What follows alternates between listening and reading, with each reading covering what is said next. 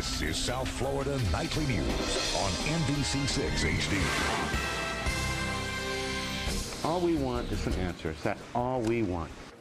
Those are the words of a heartbroken father trying to piece together his daughter's final moments, killed in an early morning crash.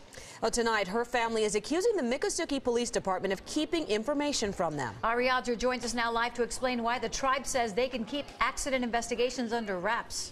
Well, Jackie, it's been nearly 8 weeks since a woman died in a horrible crash in the Everglades, and her family still doesn't know basic details like who was the other driver, who was at fault, how did it happen.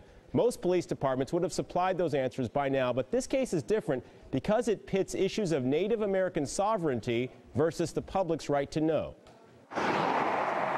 Tamiami Trail west of Chrome, it feels even more remote at 4 in the morning when Tatiana Furry died in a head-on collision.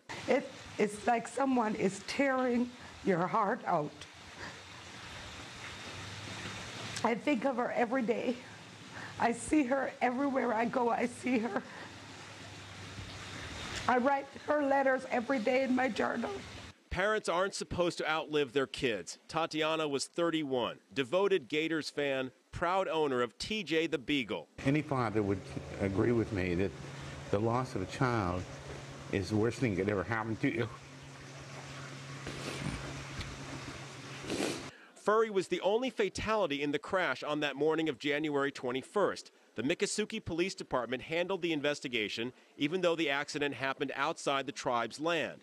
The family has been complaining for weeks that the tribal police won't give them information. We've had even attorneys write letters. They just respond that our records are sovereign, under our sovereignty, and we don't have to reveal them.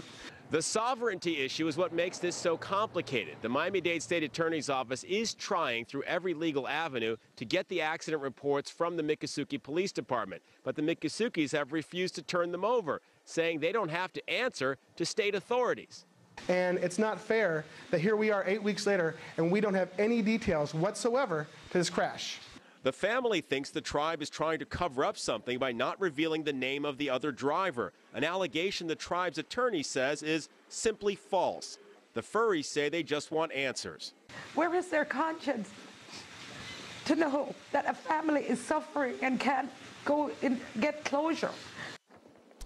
The tribe's attorney wouldn't discuss the case with us today, but referred us instead to this news release. It says, and the Florida Hwy Patrol acknowledges, that the FHP inspected the scene and voluntarily let the Miccosukee Police handle it. The news release states Miccosukee Police have done only what is common and proper and have met with state prosecutors to provide statements. It doesn't say anything, though, about why the Miccosukee Police can claim sovereignty when the accident happened outside the reservation. Julia? All right, Ari, thank you. Well, the roads leading to Tallahassee will be extra busy tonight as hundreds of parents, teachers, and students from across the country